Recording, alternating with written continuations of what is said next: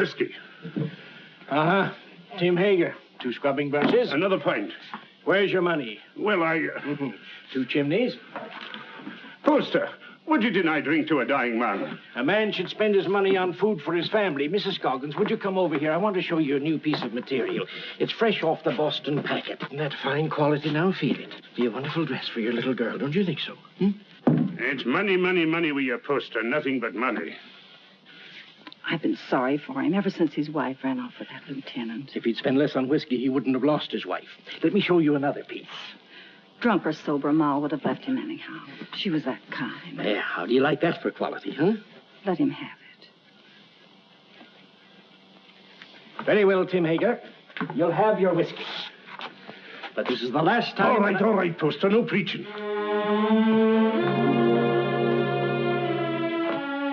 It's his little girl I feel sorry for.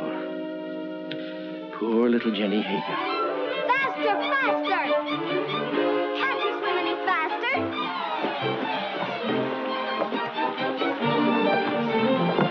You're not even trying. Faster, faster, faster!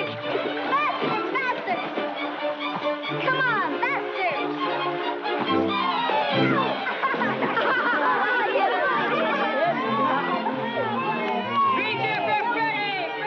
Jenny Hager, you made me lose! You always blame it on something. I hate losers. You're scared of the water. I can't swim. You'll never learn till you get out in deep water. But I'm gonna go. Oh, why don't you go help your father in the store?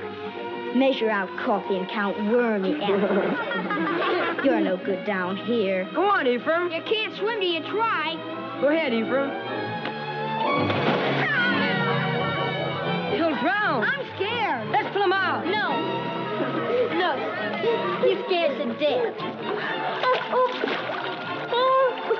Then he'll drown. Who cares? What's all that racket about? The Jeff, run for it. Poor Ephraim. Poor Ephraim. Off it. Come on, boy. Hey, what's going on here? Good gracious. It's Ephraim Poster. What's he doing in the river? He can't swim, can he?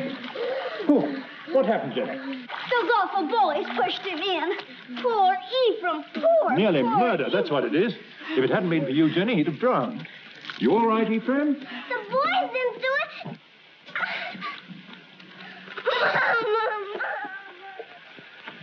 There we are. Ah, Tim, you're just in time. Huh? This little girl of yours is just... Tim Hager. Stumbling drunk in the middle of the day. You ought to be looking after you, Jenny, not going from tavern to Jenny? tavern like... I've no wife to care for either of us now. It takes money to bring up a fine lass, Your Honor. You mean it takes money to keep yourself drunk? Papa, let Jenny come to boarding school with me. Would you like to come to boarding school with me, Jenny? Would you? Boarding school? Yes, I'd like that. I can't send you to boarding school, but you could come live at the house and earn your keep, I guess. Help in the kitchen and run errands for Mrs. Saladine. No. If I can't go to boarding school with Meg, I'll stay with my father. All right. He is your father, at least in the eyes of the law. Now, you look after that girl of yours, Tim Hager, and stop being a disgrace to Bangor. Thank you, Your Honor. Drive on. Now, young Poster, we'll take you to your father's store. That tight-fisted, sour-blooded old skinflint. You might be better off with Mrs. Saladine, Jenny. Not in Mrs. Saladine's kitchen. I've no money to bring you up properly. Never mind. Before long, we'll have everything. Houses and carriages, horses and kitchen maids. All those things, my lass, you're a wee bit young. Just as soon as I grow up, we'll have everything we want. Because I'm going to be beautiful. Empty. Beautiful.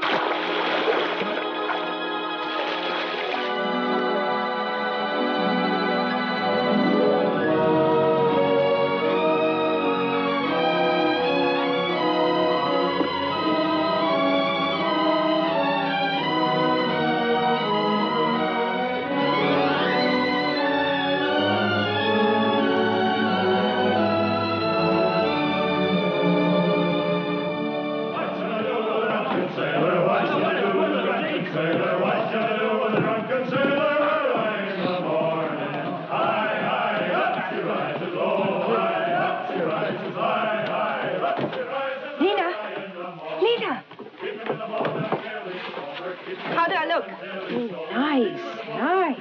Enough ribbon? Not for me, but the real ladies have different ideas.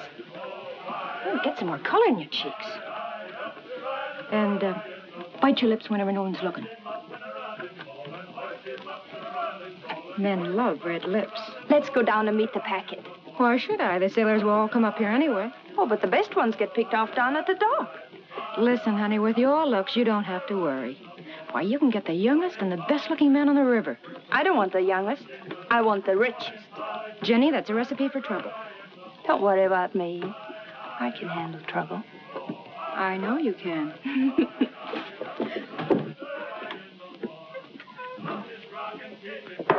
Whiskey.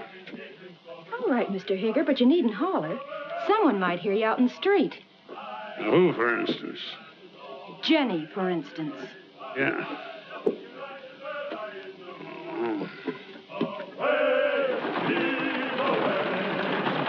Put some life into those men. Come on.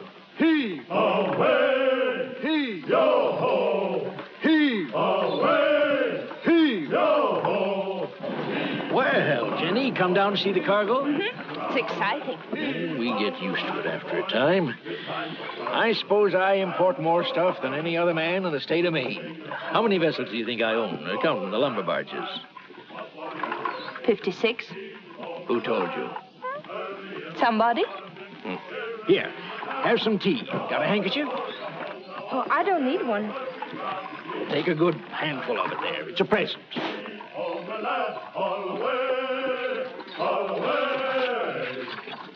The work was hard and the voice was long. The seas were high and the gales were strong.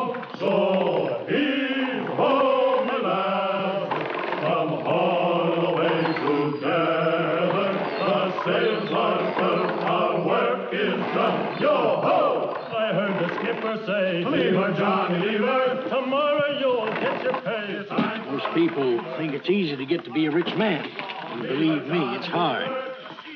Why, when I first came to this town over 30 years ago with nothing but a peddler's pack on my back, Hey, you! You! Get away from that girl! Hey, you! Wait!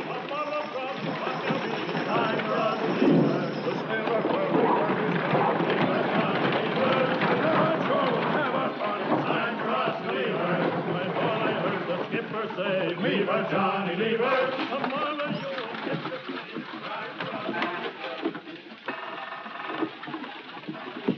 Well, I was just saying to myself, I bet my good old friend Tim Hager is sitting right this very minute in the Purple Whale and wouldn't mind passing the time of day with me. Lena? What do you want?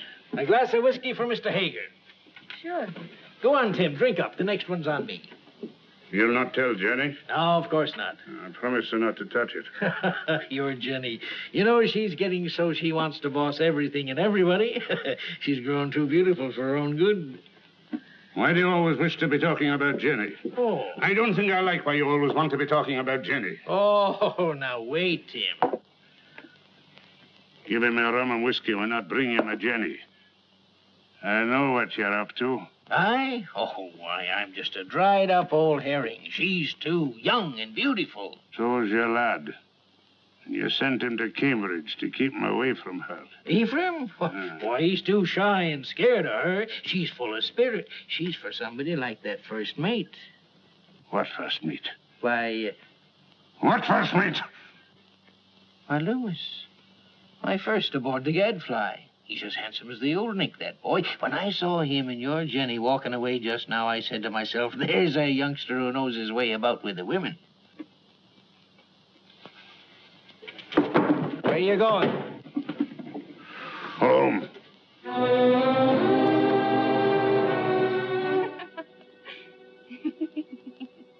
Good night. Oh, once I loved a pretty girl that I called Jenny mine.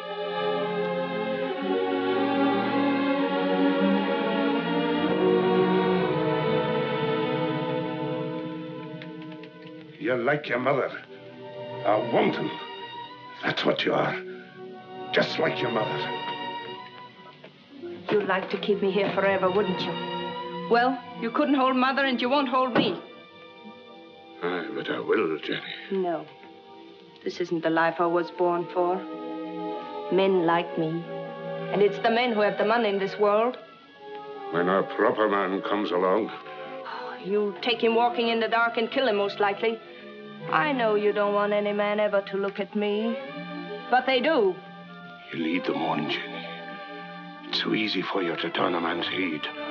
Not with you at my elbow all the time. There have been dozens of proper men ready to take me out of this trap. But will you ever let me go?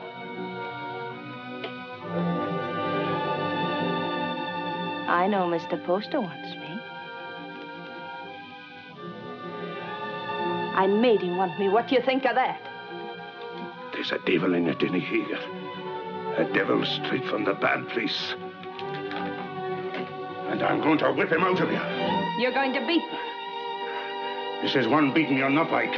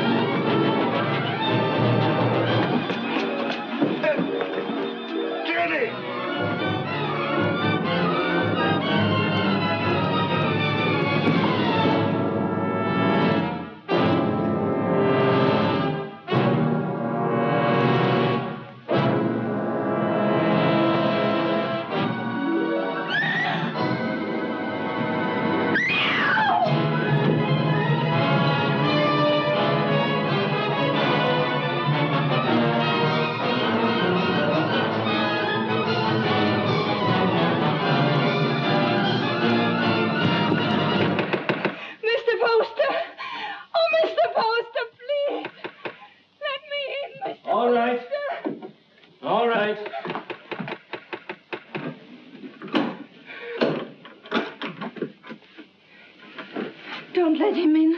Don't let him get me. He'll kill me, Mr. Poster. What is it, Jenny girl? Who's after you? Father took after me with a whip. Land of promise, Mr. Poster. Come help her, Mrs. Hollis. There now, Jenny. Don't worry. Everything's going to be all right. You bathe her and rub some butter on them bruises and put her in my bed. Oh, that Tim Hager, he ought to be birched. That would take 6 men to do it. He's big, Mrs. Hollis, but no bigger than righteousness. If the town don't birch him, he'll be birched by the Lord. You showed good sense, Jenny, in coming to me. I'll do this. You stay outside. Oh, there now. If you keep on crying, your face will be all swole up tomorrow. And that's no way for a pretty face to be. He held me with one hand so that I couldn't move. And then he beat me until I thought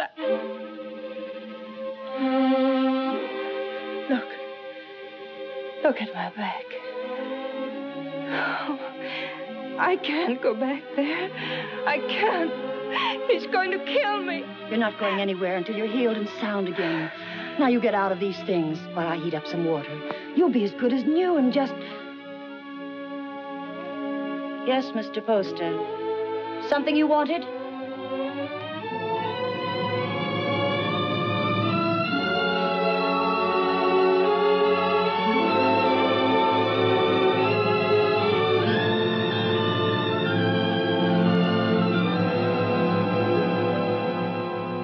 Drove her out into the night like a dog that wouldn't obey. Reverend, it's the rum that does it. We ought to scourge every tavern keeper out of town and into the river. If I had my way... We ought to be deciding about the girl, Deacon Adams. There's been enough scourging for one night. One thing is decided. The girl mustn't go back to her father. No. Someone must take her in. I would, only my daughter Mary doesn't like the poor girl. Then she's not for your house, Reverend. Make a bad situation worse. I guess we could use her to clean and maybe help in the kitchen. But a young girl eats like a man. It's more than victuals, Deacon Adams. Your wife has all the understanding in her heart that a man could ask. But Jenny's of marriageable age. Yes, that's bad. And yet we can't turn her loose on the town's charity. She needs a home. Well, yours is fairly empty. Oh, no. Leave me out of it. It wouldn't be suitable for me to take her into my house. I have no wife. You have a housekeeper, a very respectable woman. But she might leave me, and I not able to get another. We'd have a scandal in the town. Aye. No, marriage is the only answer. And the answer to that is a younger man. What about your son Ephraim? They used to be so much together. Ah, he's a schoolboy, frittering away his time at college. She needs a responsible man. Well, there must be someone. A pretty girl always has a lot of friends. What good are friends? Most of them no older than her. It's our duty to find her a good home, an honorable name, regardless of the man's age. And it should be somebody with money. And by that description, Mr. Poster, you've named yourself. Oh, no. She turned first of all to you, Isaiah. Besides, I know you're not a man to thrust a suffering lamb back into the wilderness. Maybe she won't have me.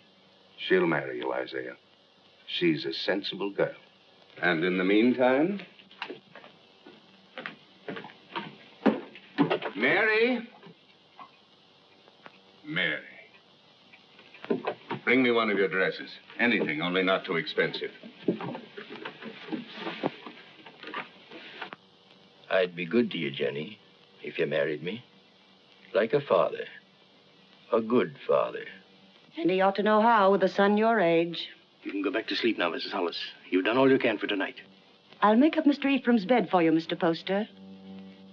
It ain't as warm there, but you'll be comfortable. Your father couldn't come after you, Jenny, if you married Mr. Poster. You'd be free. An intelligent girl thinks of the future when she chooses a husband. I could marry you to each other right now, Jenny. And you'd be a rich woman. It's for you to decide.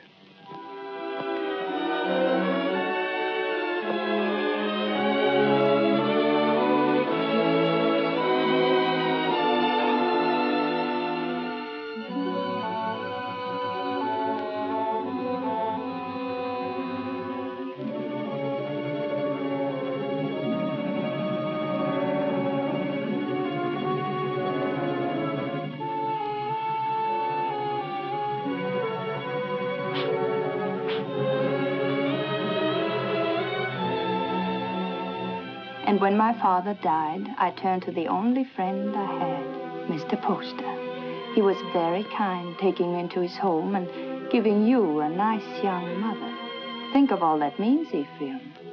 You must learn to say yes, ma'am, like a proper son, because I shall demand obedience and love. And if you refuse, my dear son, I shall punish you by not kissing you goodnight. Now, Ephraim, do come home and see what a fine parent I can be. I do think families should be close, don't you? Jenny? Why, Meg Saladine, come in. Oh, if you're busy, Jenny, I can... No, don't go away. I was just ordering something from Boston. Something to brighten up the house. How nice. Mr. Poster's a very lucky man. This has been a very lonely house for him. Oh, I'm going to make a lot of changes. Meg? Yes? Will you help me? Of course, Jenny, of course. The water glass always here. And the wine glass here. And, oh, Jenny, you'll have to get rings for the napkins. Now, the biggest plate here. Oh, money changes everything. All I ever needed before was a knife and a spoon. But you want to be a lady. Give dinner parties and entertain your husband's friends. I'm sure Cleopatra never bothered about napkin rings. She didn't live in Bangor. Oh, that wouldn't have stopped her. It wasn't by knowing how to set a table that Cleopatra got along. Oh, Jenny. Every time I say something true about men and women, you say Jenny. Why does a proper lady have to be embarrassed about plain talk? It isn't honest, and it makes old maids. Doesn't anyone here care about church? Judge Saladine and Mr. Poster are waiting outside, and I am in the ladies' choir. Didn't apply to me, that remark about old maids. I've already met my very special gentleman. He's not anyone in Bangor. His name's John Everett. He's Wood's boss for her husband. And he's a very educated man. Is he young? A little older than I am. Good looking? He's beautiful.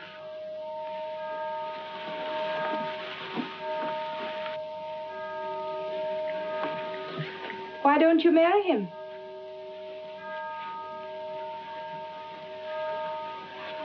He won't. He has no money. Oh, that's nonsense. Does he love you? Yes. And you love him? Then make him marry you. Oh, Jenny, I wish I knew how. He's not like the others. He thinks things out. I'd know how.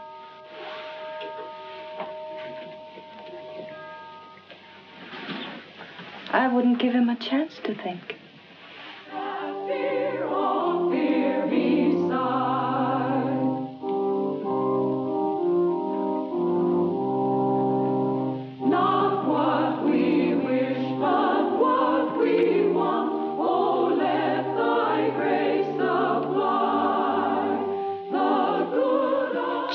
Hager. Jenny Poster.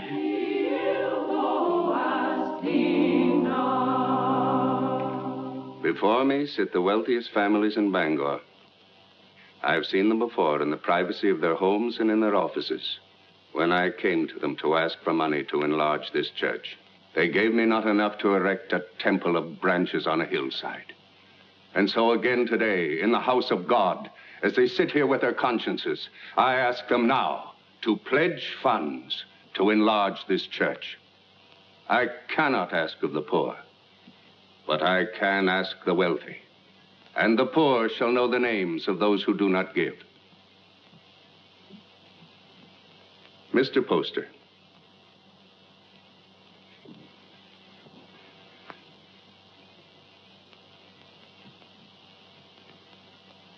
Judge Saladine? Mr. Burroughs? Mr. Bailey? Mr. Clayton? This is intolerable. If you have no feeling for your fellow men, at least take some interest in the welfare of your own children. Grog shops and low houses cover every inch of our waterfront. Our wealth is poured into Devil's Half-Acre. And our young men, your sons, have nowhere else to go. Give me a bigger church, and I'll keep them here. Will no one pledge to the church more than just enough to save his face? Mr. and Mrs. Isaiah Poster will contribute $1,000.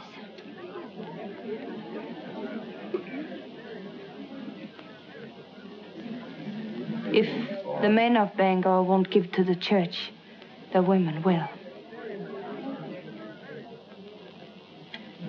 Mr. and Mrs. Partridge pledge $500.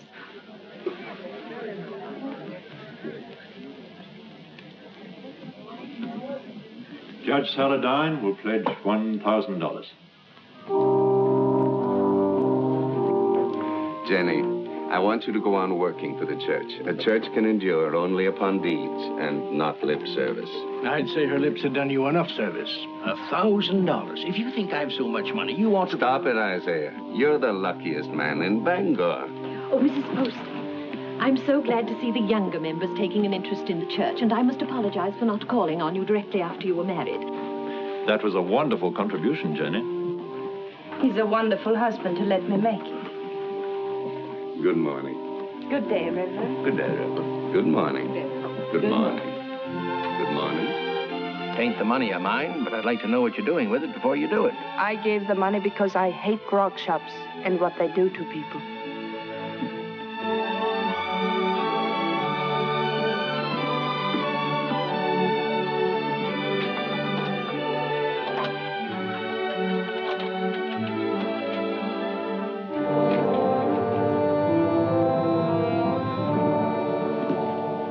How are you, Father? Hello, Mother. My name's still Jenny.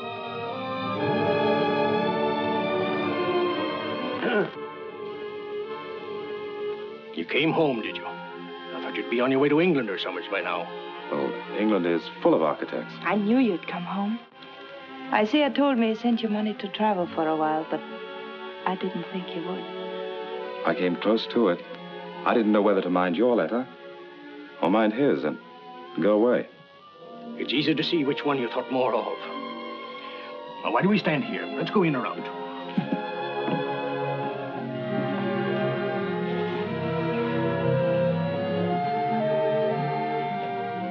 And let me do the writing to my son. Mr. Ephraim. My Mr. Ephraim. Why, you've grown as much as you ever will, haven't you? Oh, I'm stunted. They don't know how to bake an apple pie in Cambridge. You'll have one every day if only you'll stay here. He'll stay.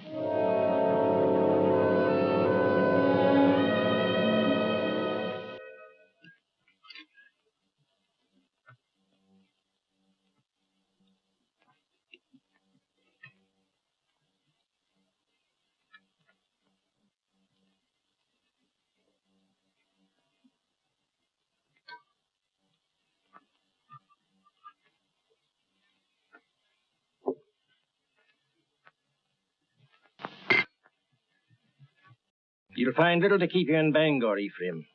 After your fine ways in Cambridge, you'll be hard to please in this town. I thought I'd come home and go to work, sir. Work? Yes. What's your time worth to anybody? What did you ever do but waste it?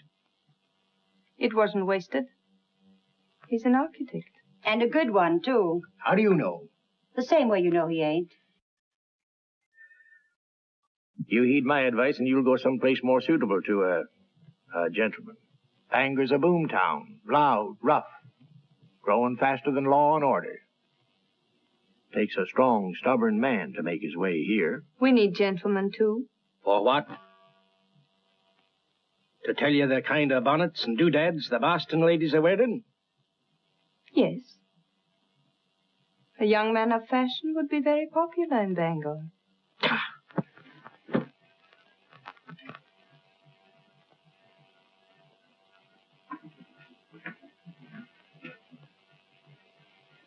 I'll join you later.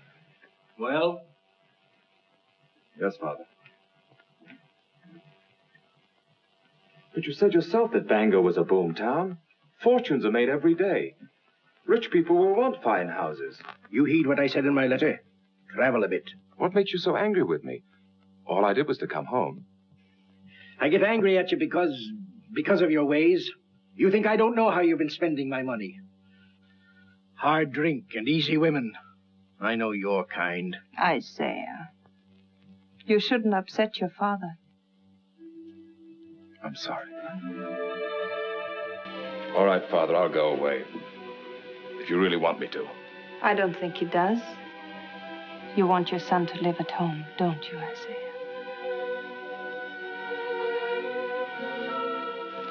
I've got a headache from all this talk. I'll lock up. It's time we all got some sleep.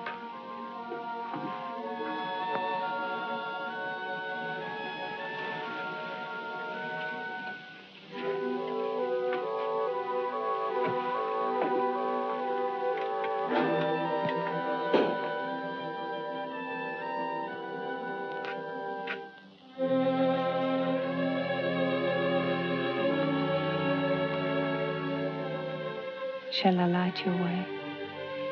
Thank you.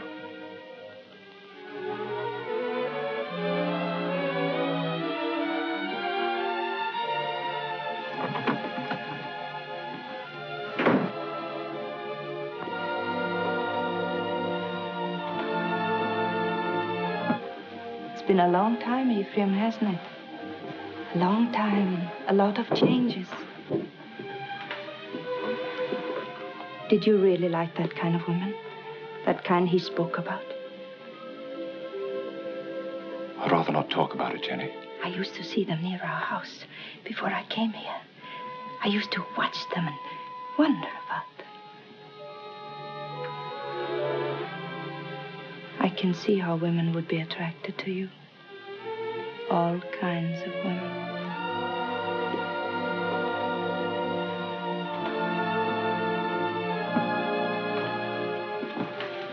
Good night, Ephraim.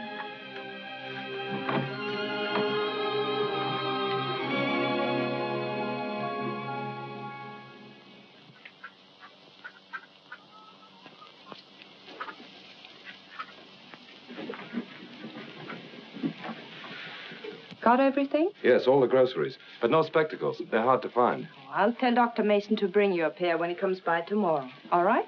Oh, please, not Dr. Mason. He's a very good doctor, but he won't wait for his money. You're not to worry about money. Your husband worked for mine for a long time, and if Mr. Poster wants to send you a doctor and a pair of spectacles, it's his privilege. Mr. Poster? I'll be by in a few days, and in the meantime, if you need anything, send one of your children. Thank you.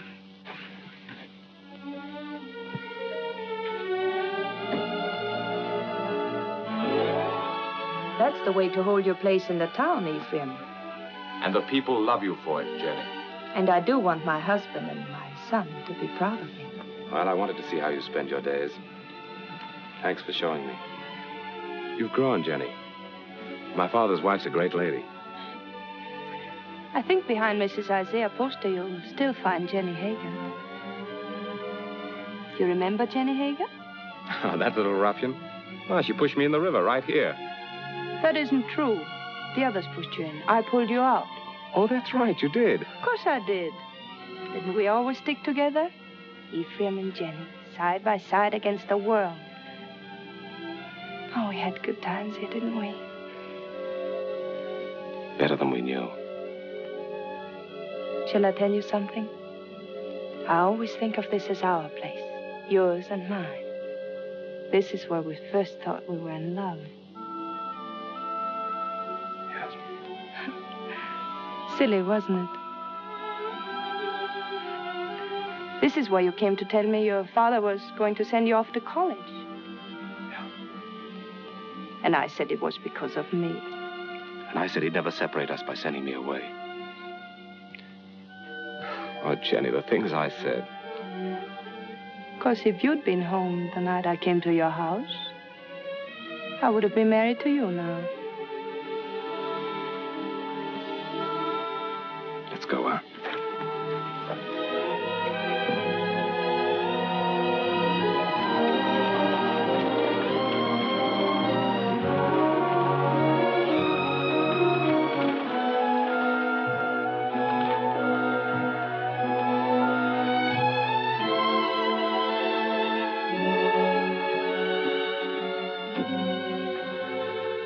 Come into the store and wait on me the way you used to. Another time, Jenny. I want to go up and talk to Father.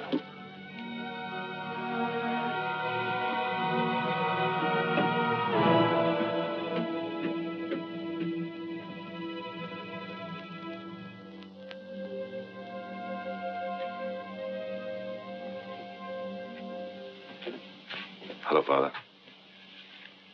Be with you.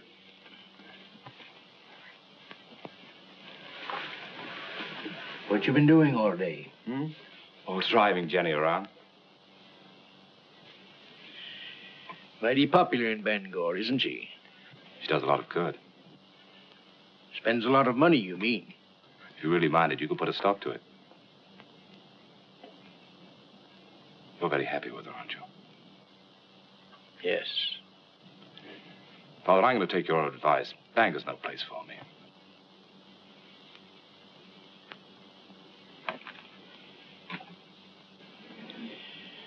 When will you be leaving?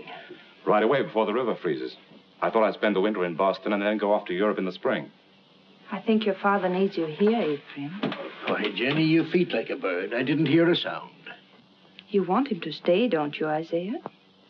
Why don't you tell him you want him to stay? Can't you be honest with your own son? I'm honest with everybody. You might be of some small use to me if you stay on. But if you don't like it here, get out. Only don't come meeching back again. If you go, I'm through with you. I'll take you home.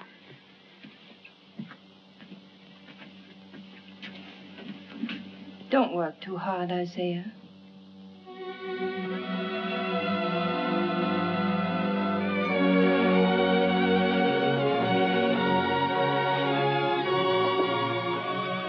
Surprise. When Bangor's Lady of Mercy goes out to deliver her packages, her sleigh should fit the season.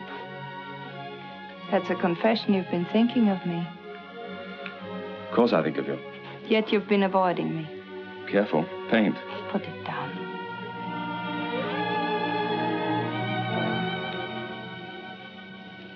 You leave the house early and you come home late. You never walk into a room where I am unless someone else is there. Why? Jenny, we shouldn't be standing out here like this. We might just as well be out on Main Street. Anyone could pass by. They wouldn't think anything wrong of it. You wouldn't. If you weren't thinking of me as you do. Jenny, you're married to my father. And his son loves me. He's been so good to both of us. His son has always loved me. I should have gone away. But you couldn't. Because you love me. Yes, I've loved you since before I knew the meaning of the word. The day I came home, the time you kissed me. The moment I said I'd stay here, I've loved you and loved you and loved you. Jenny! Jenny!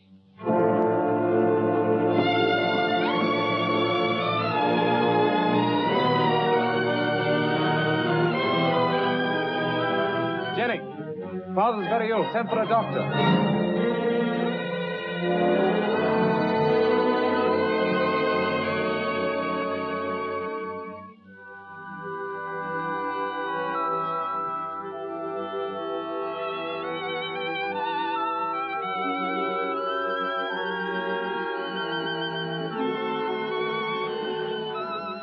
Jenny. Yes, Isaiah, I'm here.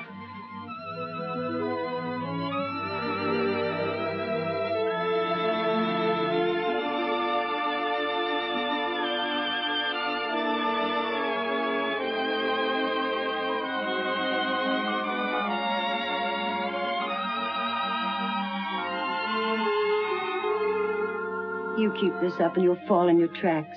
Go to bed, child. Get some rest. No, I'm strong. Stronger than you think.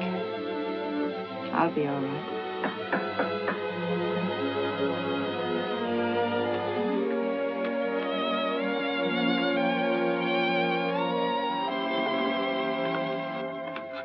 How is he? Just the same, sir. Is there any possibility of speaking with him, Jenny? There's trouble in town. Dr. Mason says warm weather might bring him around. But that's a long way off. We're at our wits' end. There are too many people in town, too much idleness. Did you hear the shooting last night?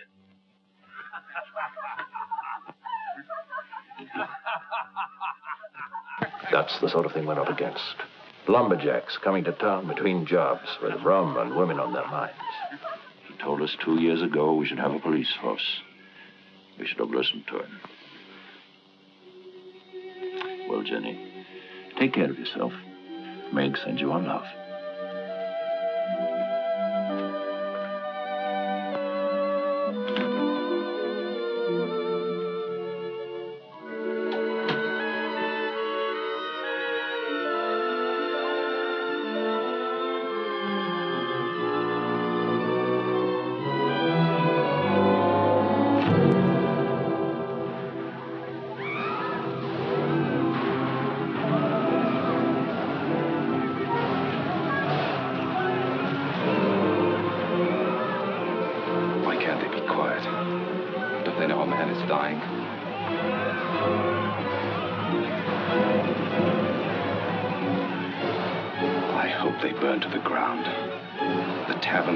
And the people in them.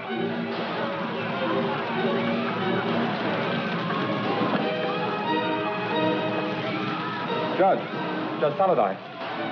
There you are. Ephraim, I want you to ride to your father's number 3 camp. Tell him we're having a riot, that we need every man down here to keep order till the militia come in. I can't leave the house. That Tempest girl stole a lumberjack's wallet. And the drunken fools are firing every tavern in Devil's Half Acre. I can't go now. Didn't Dr. Mason tell you about Father? Your father's only one man, Ephraim. We're trying to save the life of the town itself. What do I care about the town? Maybe it needs a good fire to clean it up. He'll go. I'll stay with your father, Ephraim. Hurry, Ephraim. We need those men.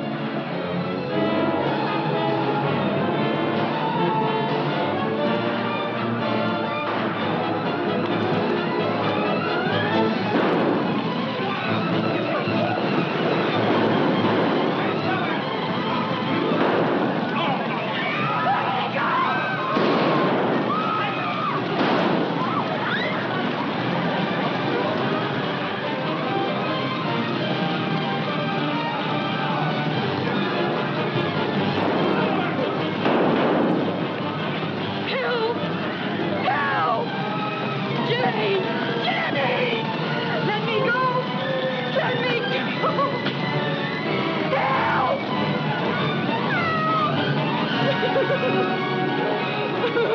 Smoked you out, didn't he? Where's my money? I didn't take it. I didn't take it. Where's my money? Let's give her a band. That'll lose their tongue. Let her go. Keep out of this, ma'am. People are getting hurt. I didn't steal his money. He was drunk in the back room. I only came in to take away the glasses. Anyone might have been there before me. It had to be mighty fast to get in a man's pockets before you. $100 a whole winter's work. I say dip her in the river. Come on, what you do with it? Oh, Jenny. Let her go. I'll give you the money. You're Mrs. Poster. Yes. It's nice to meet the gentry, ma'am.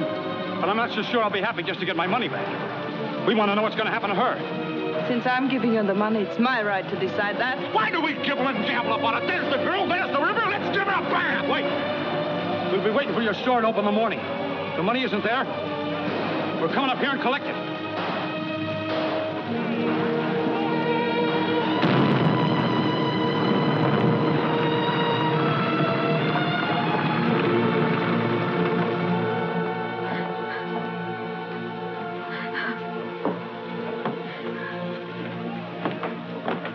They're crazy with drink, Jenny. Burning and shooting and stabbing. I didn't take that money. Why, the town's so full of thieves and pickpockets, it could have been anyone. They were going to tar and feather me. I hid upstairs under the rafters. They burned the place to the ground.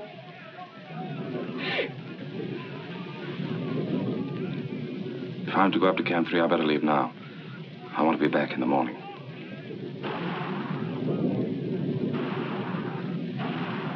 Oh, Jenny, what am I going to do now? No place to live, no place to go. It isn't right, Jenny, to be smoked out in the streets like an animal. I don't want you to worry about it, Lena. I want you to rest. Lena, do you remember the house I used to live in? Well, I want you to stay here for the night, and tomorrow you move in there. Won't cost you a cent, and if anyone should bother you, you come to me. Oh, you're good, Jenny. That's why you come up in the world. That's what I tell everybody about you.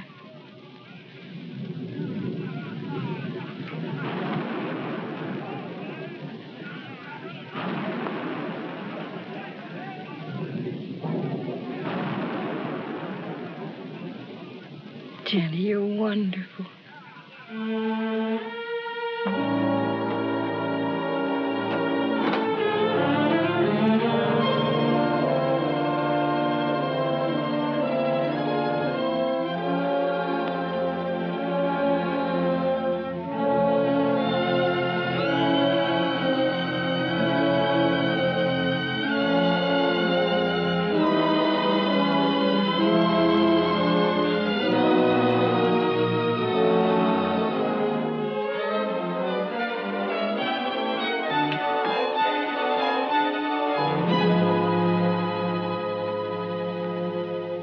Are you going to take the carriage or the brown mare? I thought the mare would be better. You'll be careful, won't you? I don't want anything to happen to you.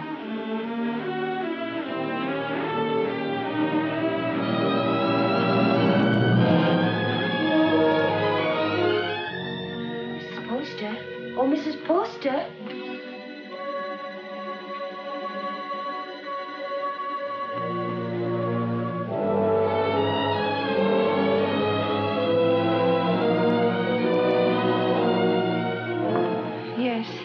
The fever's broke. He's breathing better. He's going to get well.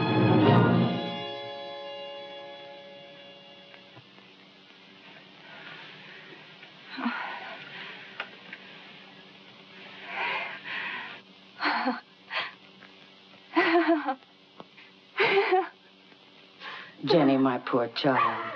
You've been so brave. But you mustn't break down now. You mustn't.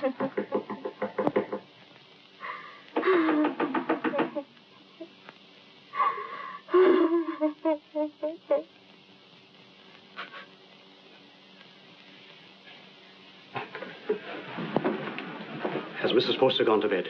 Does she ever go to bed, the poor child, nursing and tending her husband? Tell her to come to the Saladine house. The girl will need her. What's the matter? Judge Saladine got into the fight. Hurt? Dead. Ask Mrs. Poster to come with us. It needs a woman to tell the girl. Mrs. Poster's been under a great strain. She's gone through enough. You better get someone else. Wait.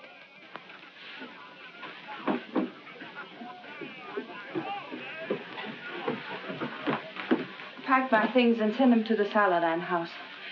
I'll be spending the night with Meg.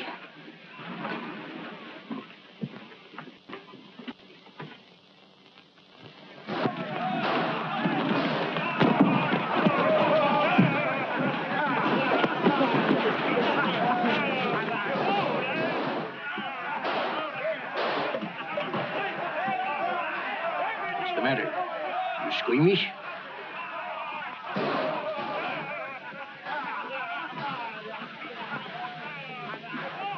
They're still fighting. Can't someone ask for permission to bury the dead? I did. So we all sit about and wait for the liquor barrels to run dry. The loafers and drunkards have taken over the town. And for 3 days, a man like Judge Henry Saladin can't be carried to his resting place. There's a fine victory for rum. Don't talk like a fool. When those woodsmen come in from the timber, they want some excitement after the winter's work. You take away their pleasures, they'll go to work in another part of the country. Which only proves that we've got to have a police force, some sort of city government, that's all. You've been too tolerant a man, Isaiah Poster. Too interested in lining your pocket. When my lumberjacks come down from the hills, they'll patrol the town till we get him decently buried. Why don't you lie down for a while? You worried about me, Jenny? That you'd found out what kind of a tough old tamarack you'd married.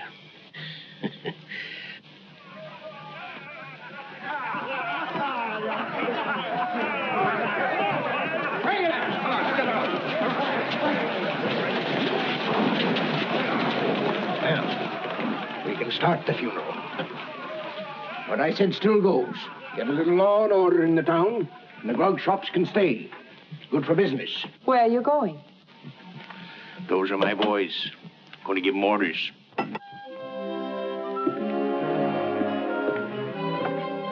Look. Oh, Isaiah, are you hurt? You all right, Mr. Poster? Yes. Now, John, I want you to take some of your men ahead of the funeral procession, put some alongside and some at the rear. Keep it all as quiet as you can. The funeral should seem peaceful. Jenny, this is John Everett, my wife. You're Mrs. Poster? She sure is. How do you do? John. I thought I heard your voice. Meg, Darling, I'm glad you're here. it's terrible about your father. I hated your being alone when it happened. I pretended to myself that you were with me. It gave me strength. But if we don't have the funeral soon, I'm afraid I'm going to break down. Meg, you'll come to our house this evening.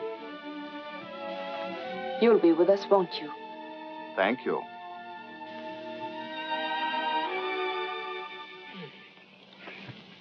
No, those aren't my after-dinner pills. These are from my spleen. Let me look again. I'll find them in a minute. And bring a glass of tepid water. Yes, Mr. Poster. Shall we go into the parlor? No, Jenny, leave them alone. You know how young folks are. John has to go back to the camp in the morning. Go back? Yes, of course. Darling.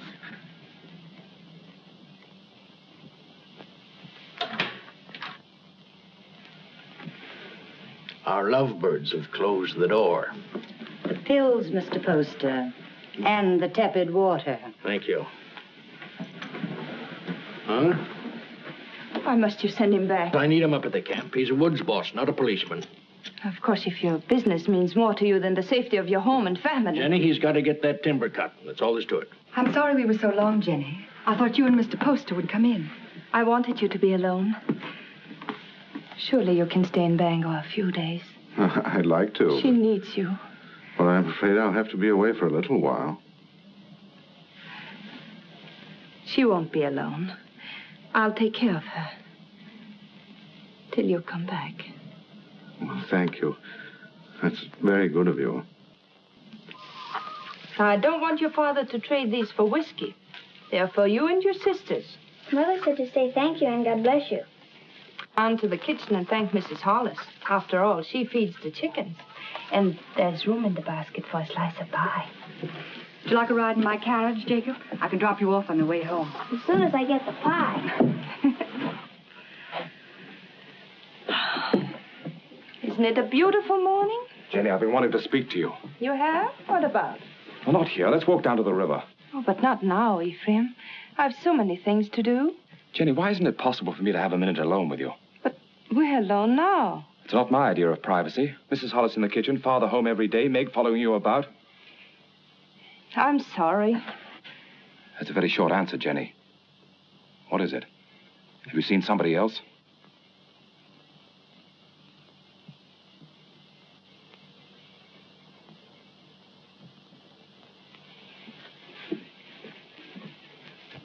They stole nearly 10,000 feet of first-run pine.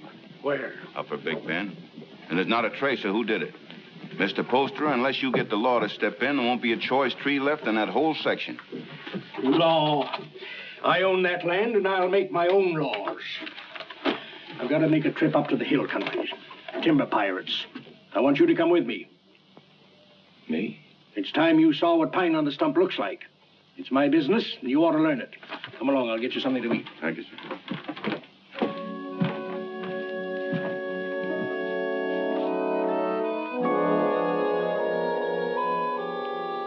Jenny, What are you waiting for?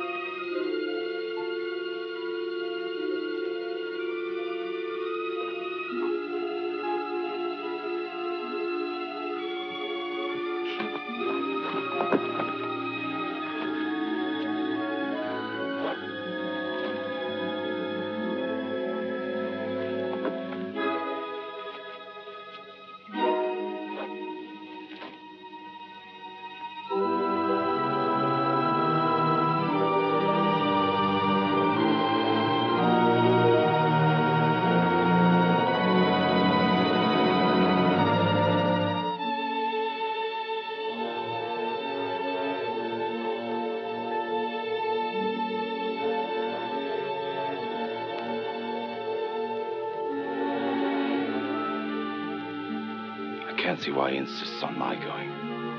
I'll be dead useless weight, and afraid of the water besides. Boats would be bad enough. These will be canoes, flimsy Indian canoes made of birch bark.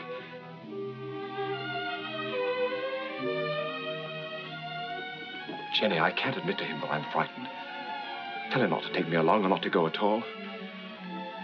I told him I wasn't cut out for that sort of life, that I'd be more of a burden than a help. But he's so stubborn, Jenny. How long must he live, Ephraim?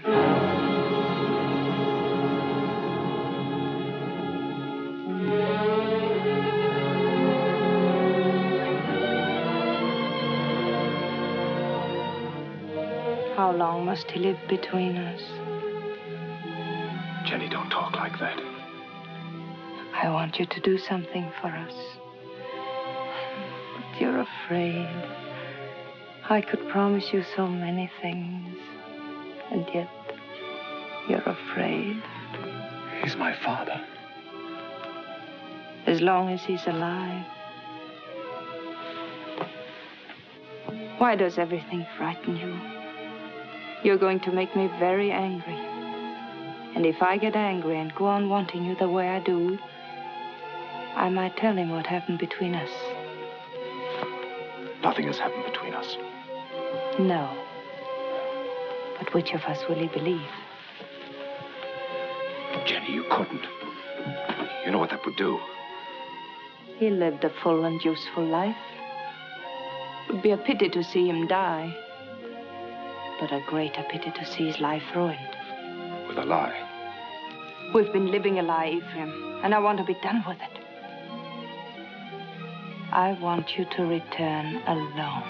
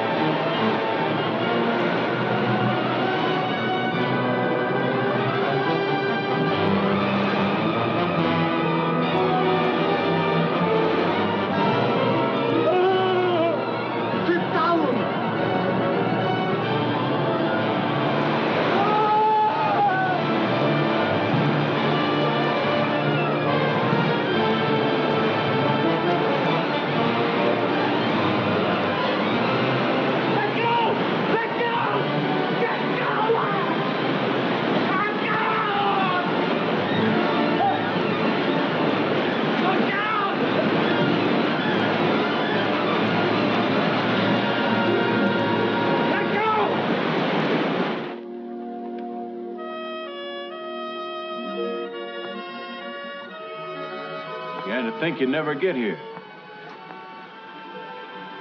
Where's the old man?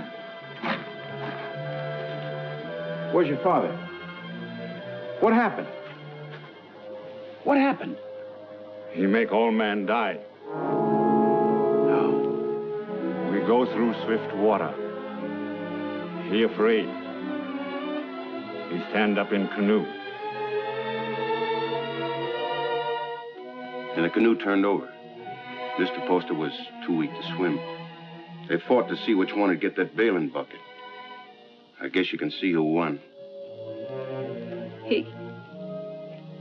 He's dead? I guess he is, ma'am. Where's his body? Must have settled in the quiet water further down. I'm sorry, but we hunted all we could. I'm sure you did. That's the whole of it. Except what Mr. Poster here can tell you. If they hear of anything, they'll let you know. Thank you. Jenny, believe me, it wasn't my fault. I was afraid. You know how afraid I am of the water. You can't come into this house, you wretched coward.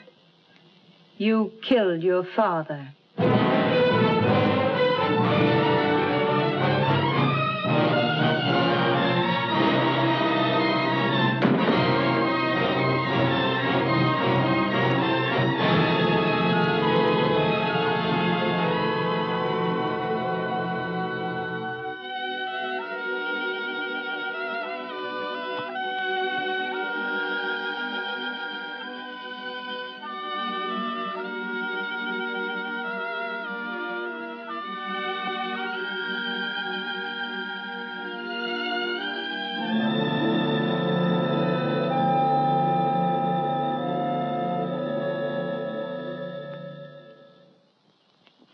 My husband was a fine businessman, but it never occurred to him to provide for the handling of his fortune after his passing. Well, there'll be no cold on Friendly Bank telling my woods bosses what to do. No disrespect intended, Mrs. Poster, but it's a man's world we live in up in the woods, and we don't rightly see how a woman fits in. Duncan's right. He's right, man. You'll go right on living in your world without interference. I'll own the properties, but you'll take your orders from your superintendent, John Everett. That's fine. That's fine. That's a great honor, Mrs. Poster, but My husband would have selected you, so I'll do it in his place. Thank you for helping me, gentlemen. This will be the first time I ever worked for a woman. Go down in there.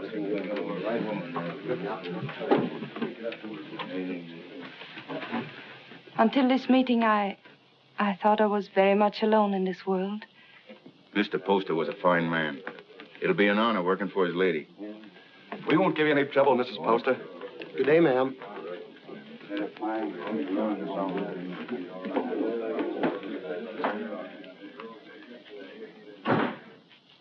This is a wonderful thing you've done for me, Mrs. Poster. Have you any objections to working for a woman? Well, that depends on the woman. It'll be like managing a kingdom. Mr. Poster used to think of whole townships as other men think of acres. It really is a kingdom he built up. It's too bad. Too bad there's no heir to take the throne? Yes. Poor Ephraim. I never gave him a chance to explain. I accused him without proof. What more could you need? They saw him do it. I didn't. And I know he loved his father. You've got to stop brooding over it, Mrs. Poster. You'll only harm yourself, and it won't help Ephraim. I saw him on the street last week. He was drunk. And Dick and Adams were shouting, "You've chosen your damnation, and eternally damned you'll be." There wasn't anything you could do to save him. You're very tired, Mrs. Poster. I won't be after today. I've placed my troubles on your shoulders. Please carry them well for me.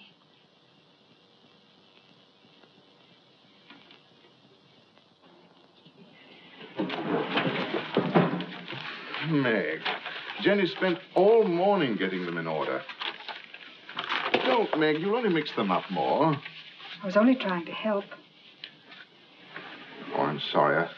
I didn't mean to shout. You're tired. In every bone, driving timber was nothing to this. You might as well have remained in the woods for all we see of each other. I'm doing my best, Meg, but the work takes up all of my time. I know. I wasn't criticizing. I was just wishing that... But what? John, Yeah? I'm lonesome. John? I'll see you tonight. For dinner? That's a promise. Meg, I haven't seen you for days. Food for a hard-working man. Ah, that's nice. And a cup of tea for both of us. You'll have some, Meg, won't you? There isn't enough for the three. I'll give up mine. The accounts receivable are all mixed up. I had them in order, but then the wind came in. Oh, later. You haven't eaten since morning. Meg, your man doesn't take care of himself. You better do it for him, or there won't be anything left of him to marry. John, there's a rumor that a company's being formed to build steamboats. Is that going to affect us? Not while water freezes, because then steam's no better than sails. But steam trains, Jenny. Just think.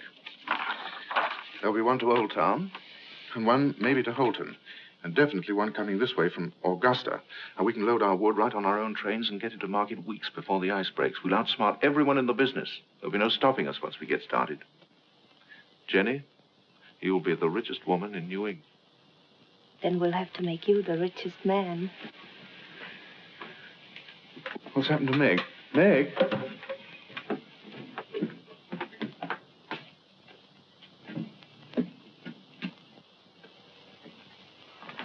I ought to be kicked all the way up and down Main Street for the way I treat her. She's more understanding than you think. I'll be with the Temperance League all afternoon, so if there's anything important you want to discuss with me now... Nothing that can't wait.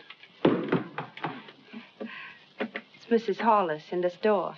Tearing it apart? No, she wants me to drive her home. Working again tonight? I'm having dinner with Meg. Good. Take better care of her, John. You do neglect her. Goodbye. Bye.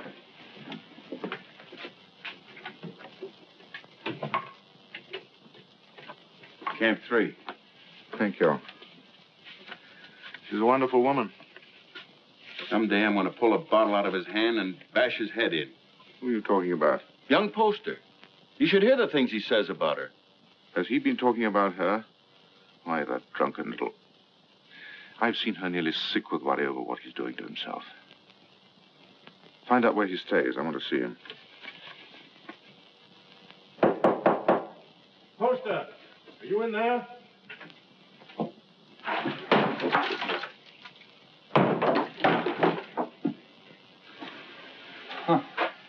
I must be making trouble. Much more than you're worth. I'm worth very little.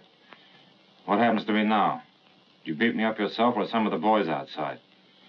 Come in. Drinks for everybody. No witnesses. I had witnesses when I killed my father. That made her very angry. When did you last eat? Other. I like it. She hasn't got you hooked already, has she? You'll kill yourself drinking all this stuff without any food inside you.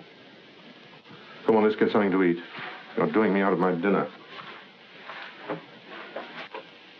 She doesn't know I'm here, and she didn't tell me anything. That's a lie. No one does anything unless she's back of it. I knew what was going to happen. I was afraid of her. I wanted to leave. She didn't have to worry about that. I wasn't man enough to run away. You in love with her? I happen to be engaged to someone else. What difference does that make? Jenny was married to my father. She told me one night she'd marry me if he died. You don't believe a word I say, do you? You're like everybody. No one will believe me. Go on talking. The night before we were due to start, she made love to me till I was nearly crazy. You don't believe that either, but it's the truth. I've always been scared of the water. Even when I was a little boy. Jenny knew that. I was scared in the canoe on the trip, and I couldn't eat or sleep anyway from thinking of her. I only remember being in the water with a bailing bucket holding me up, and somebody grabbed for it. I beat him off till he sank and drowned. I didn't know who he was.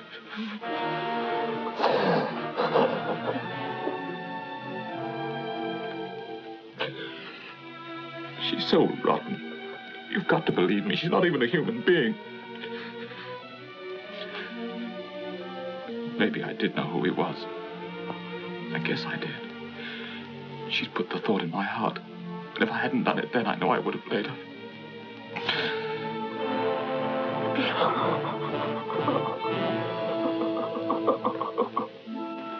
I don't know what you're talking about. You didn't make him love you? But of course I did. He was my husband's son. I wanted him to love me. That isn't what he meant. Was he sober when he told you that?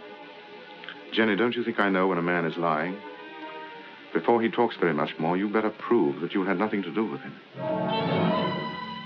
Prove? To whom? To the town. The town. Is that what you want? Come back with me to his shack. I want you to face him. Now. But... the rain. You know what happens to the roads in the rain? Yes. They get very muddy. But they don't change their direction. Good night. Oh, no. It isn't that I'm afraid. You mustn't believe him. Please. All right. I'll go.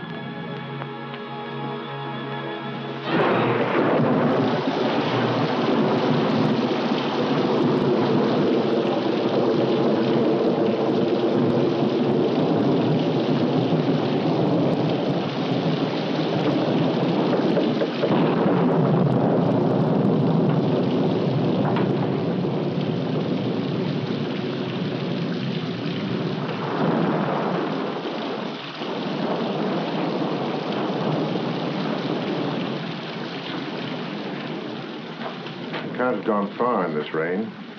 We'll wait for him. I'll put the horses in the shed if you'll light the way.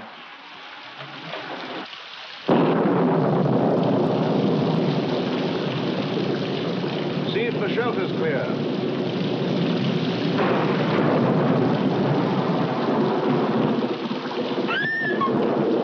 What's the matter, Jenny?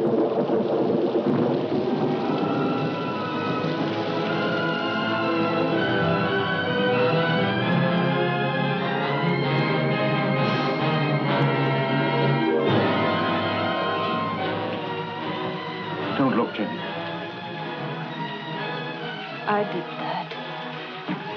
I drove him out. Jenny. Don't say I didn't do it. If I would have said one word to defend him, others would have listened. I killed him. Didn't I? Jenny, please.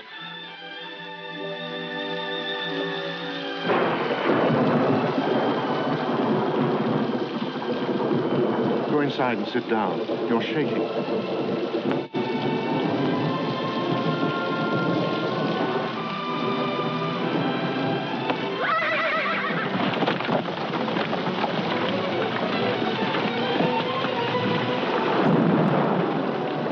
What was it? What happened? They were frightened.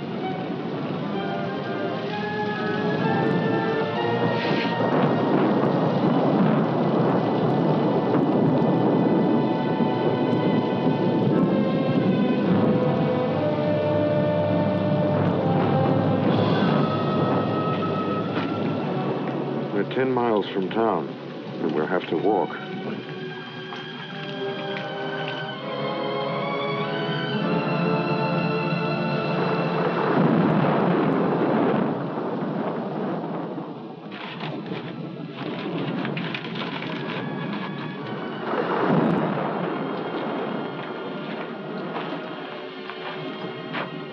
I can't understand how Ephraim could have done a thing like that.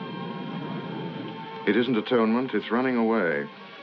And you can't run away from the hereafter. It's not Ephraim who's upsetting you.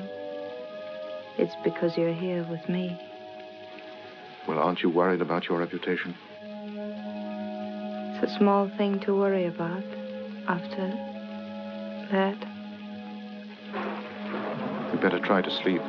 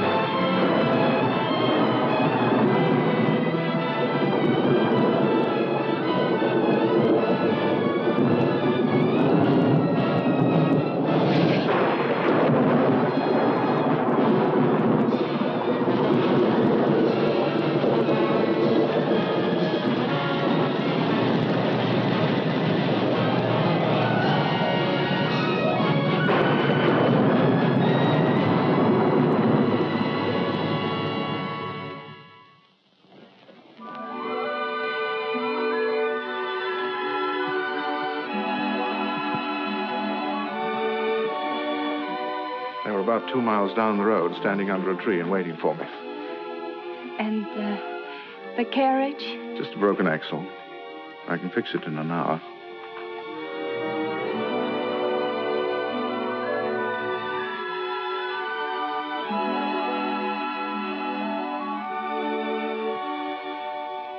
Jenny, what about Meg?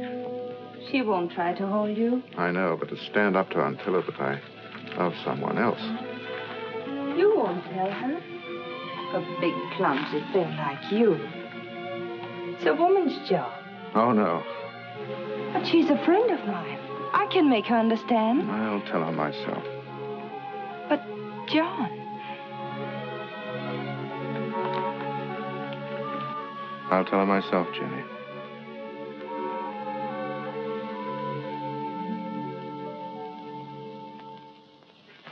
It must have been the storm. That's the only way I can explain it. The storm and the excitement and the lightning struck us. What more can I say? It's nice that we're such friends. Makes it easy to talk this over. There's nothing to talk about. I love him.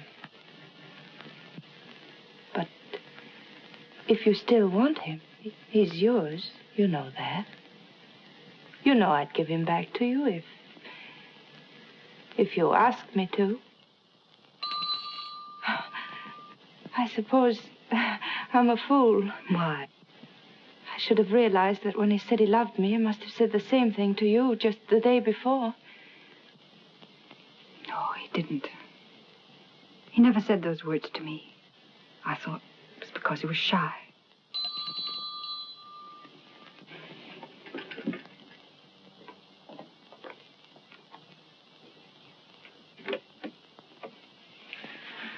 Hello, Meg. Come in. I just wanted to explain why I didn't come to dinner last night. Right after you left the office, Alex Duncan came in.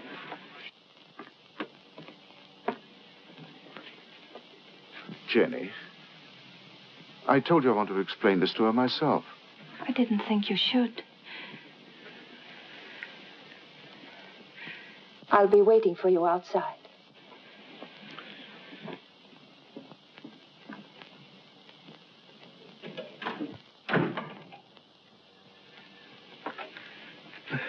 I didn't want it to happen like this, Meg. I wanted to be the one to tell you. I don't see what difference it would make. the same story, isn't it? I suppose so. When will you be married? Right away? In Bangor? I don't know. Jenny will take care of the details. I saw this happening a long time ago. There was nothing I could do about it. She's waiting for you.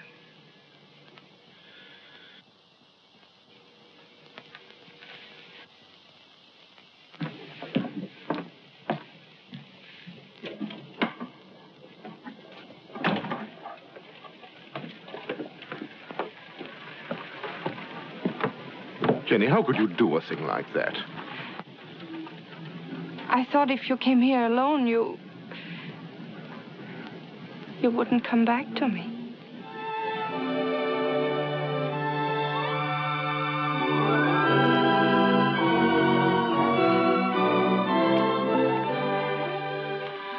My dear son, I wanted to be with you this Christmas, to see you again, and to meet your wife. But all your brothers are bringing their families here, so I can only send you this ring in my place. It was given to me by your grandmother to be passed on to the wife of my eldest son, and I know Jenny will care enough about it to do the same. Will you? What if we only have daughters? We'll have sons. I have made up my mind. What else does your mother say? Well, she talks about my brothers and how deep the snow is, and then she says, "A Merry Christmas to you both, my dears. The Lord bless you, Jenny, and make you fruitful. My arms ache for John's first boy." Your mother must be a wonderful woman. I hope that someday you'll say I'm just like her. Well, that won't be easy. Mother had 9 sons. What a lot of boys running about the house. Must have been very uncomfortable for her. Oh, she loved it. She would have been uncomfortable with a small family. The Everetts run the numbers. Tell me about your brothers. Are they all tall and handsome like you? Do they all have pretty wives? Why? Prettier than I am? You vain little peacock. You know there's only one answer to that. Say it. I married the loveliest of them all, and the best. Say, I love you. I love you. Say, we don't need anyone else, ever. Anyone at all. No one.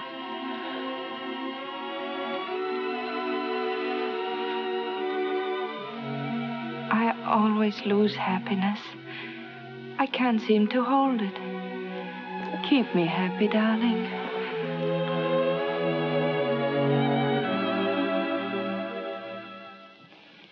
There's no reason why this should happen to you.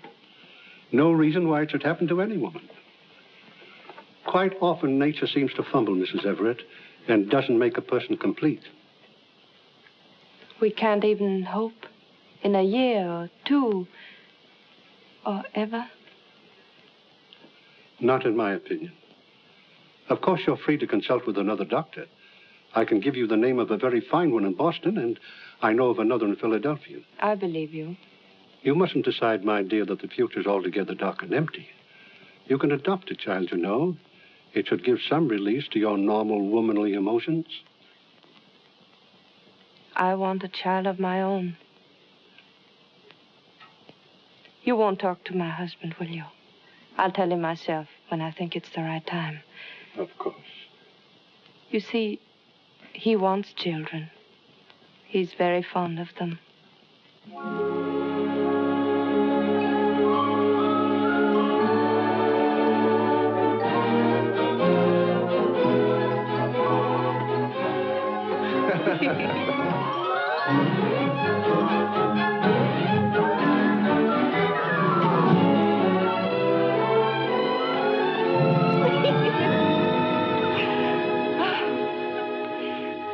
I never knew what love was before you. I know now I was never married to Isaiah at all. Jenny, I want you to forget Isaiah.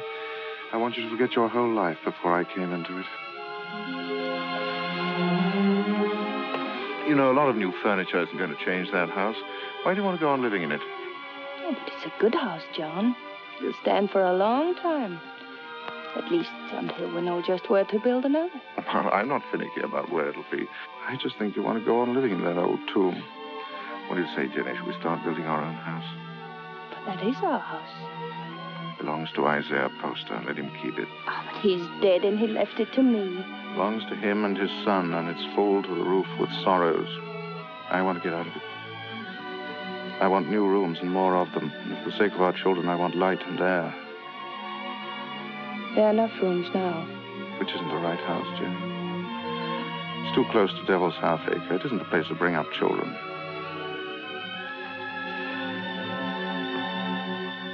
There won't be any children. Nonsense. Is it?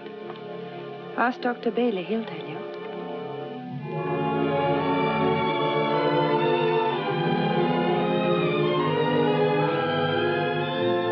Seems there are some things we haven't talked about. When did you learn this? Some time ago. What exactly did Bailey say? Oh, I don't remember. Makes a lot of difference, doesn't it? How do you mean? Between us. Doesn't make any difference at all. There are many things a husband and wife can live for. I wonder what you'll think in a few years from now. I'll think that you're more beautiful than ever, and that I love you very much. Oh, look. There's Lincoln Pentridge.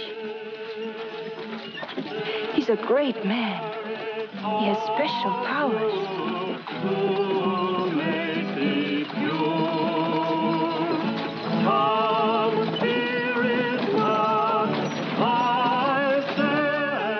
Where was the darkness so great that you thought your sin was hidden? There are eyes that search out every sin. There is a tongue that will accuse you on the judgment day. There is a hand that is terrible in its strength. What is so beautiful as a pure woman? What is so vile as an evil one? The good women of Bangor, such loud amens and nodding of heads, because I spend my fury upon her, and not on you. How pious you are.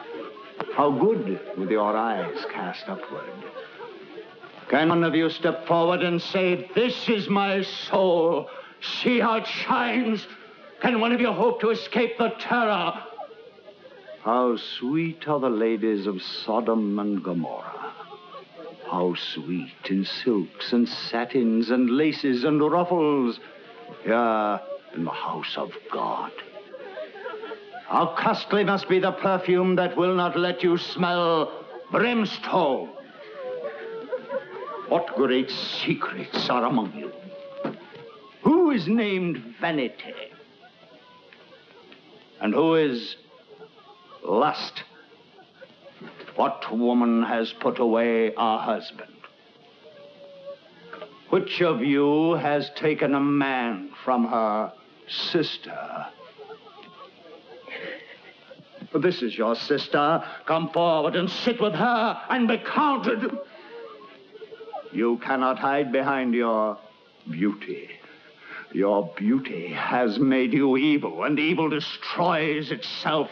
Your soul will become naked. The truth will be revealed. Confess now, while there is yet time. You cannot escape. You can never escape. There will be no sons to mourn for you, no daughters to weep for you. Evil does not propagate itself. It withers in its own fire and is consumed. The lips of a strange woman drip honey, and her mouth is smoother than oil. but her end is bitter as wormwood, sharp as a two-edged sword.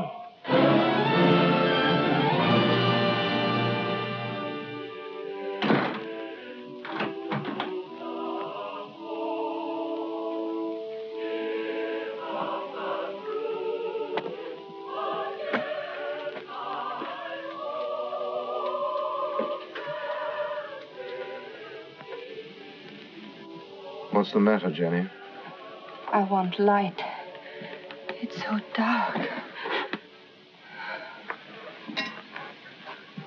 Why do you go to those meetings? It's not like ordinary church going. You come home exhausted and afraid. He was talking to me.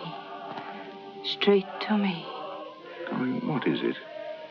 The pit he talks about isn't down below, it's up here. I don't know why I listen to him. He tries to trap people.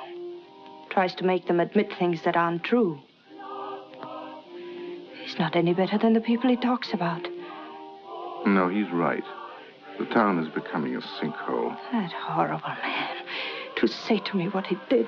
He wasn't talking. He was talking to people like Lena. Jenny, I've come to a decision. We're going to put Lena out of your house. No. I don't care what she meant to you when you were a child. I'm talking about what she is now. I don't want you to be connected with her. Why not? In what way is she different from us? Except that she's more honest. She goes out of your house tomorrow. I don't want her sins on your hands. You good, righteous man. You hypocrite. Telling others what they must and must not do while you live in this house with me. Do you know what went on in this room before Ephraim killed his father? Jenny. Do you remember the things he said about me? You said he was drunk and afraid. Of course he was afraid. We're all afraid. There's hell opening under our feet. Jenny. This is where he sat. Sit down, John, and I'll show you how I made him kill his father. Sit down and I'll kiss you the way I kissed him. Why do you look at me like that? Why do you pretend everything he told you was true and you knew it? You knew it!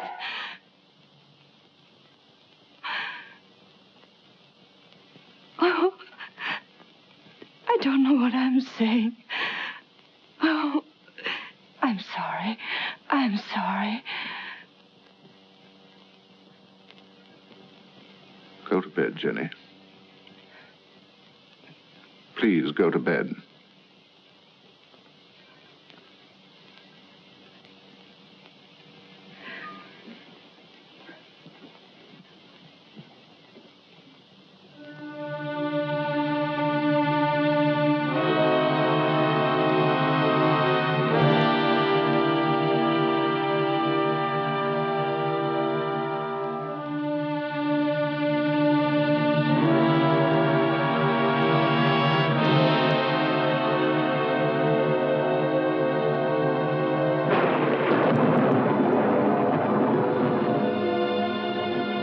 John, is Mrs. Hollis back from church?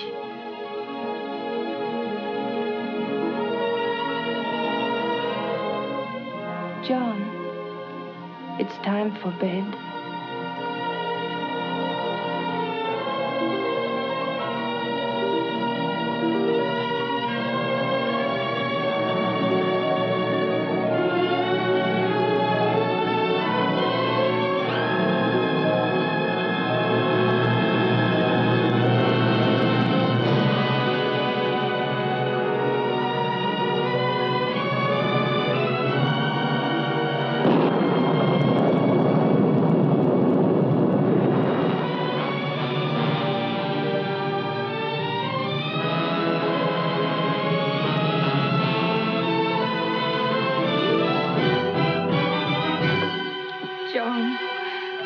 Forget what I said. You know I couldn't have done it. I never believed it. I tried not to believe it. Because you love me. You still do. Yes. Darling, don't be unhappy. We know each other now, and that's good. There'll be no more misunderstandings, no more quarrels. Oh, darling, there'll be just the two of us. No, there won't. There'll be 3. There'll always be Ephraim.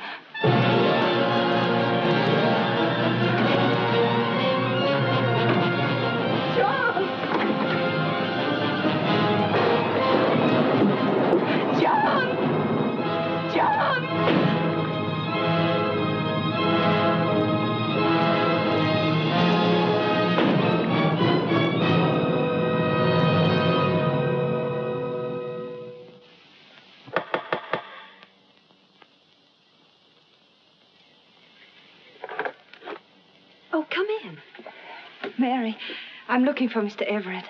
I thought he might be with Reverend Thatcher. Father isn't here right now, but if you'd like to wait... Oh, no, thank you. I have no time.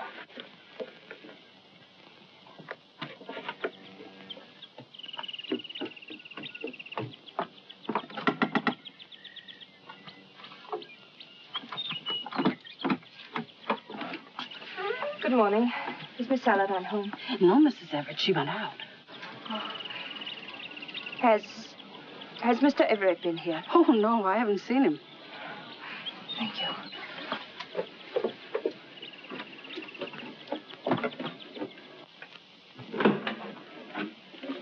Oh, I thought it was Mr. Everett.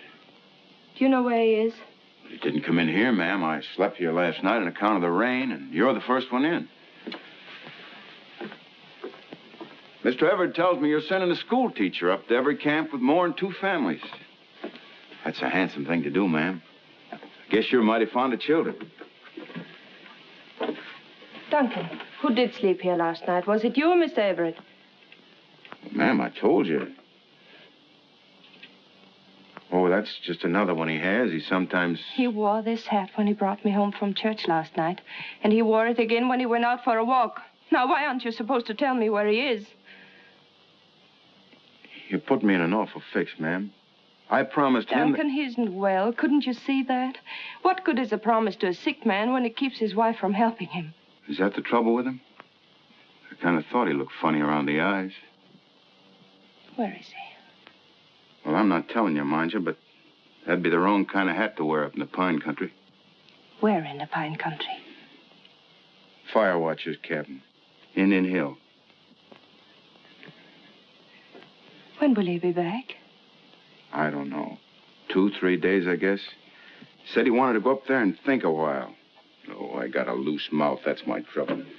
Makes 2 people I told where he is. Who is the other? Miss Saladin. Miss Saladin? Came in here about an hour ago and dug it out of me just like you did. Said she saw him last night alone. Acted like something was wrong. Next time he trusts me with anything, it'll... It was very good of you to come up here, Meg.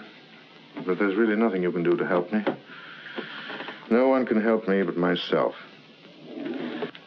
My whole life with Jenny has been the act of running away.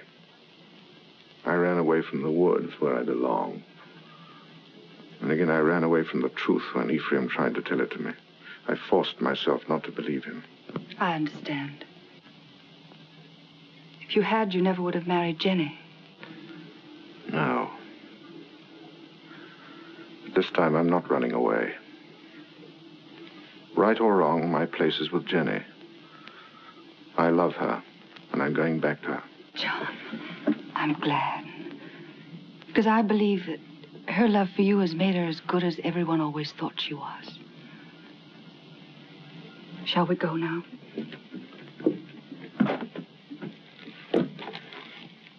Jenny will be anxious.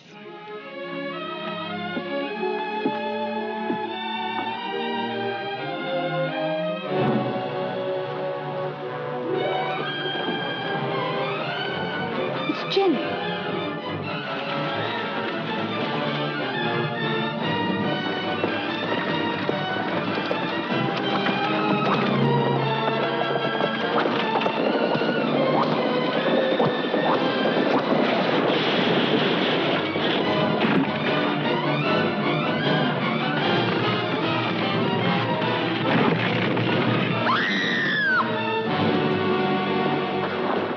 Jenny. Don't move me. John. Don't talk now. Meg! Hurry up and get a doctor. Camp 3. I saw you with Meg, and I know. I tried to hurt you. I wanted to hurt you. Don't, Jenny. Lie still. You don't know how I loved you so much.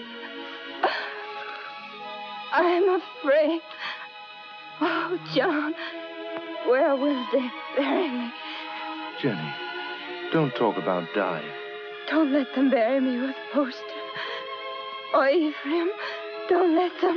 Jenny, you're going to be all right. There'll be a doctor along, and we'll take you home. I know. They'll bury me with Ephraim. They'll bury me in that house with Ephraim. Jenny, darling, listen to me. Nothing's going to happen to you. Not now or ever. As long as I'm with you. And I'll always be with you. I never went away. You do love me. I love you more than ever. I wanted so many things. I wanted the whole world. But it was really only you. Jenny. Jenny.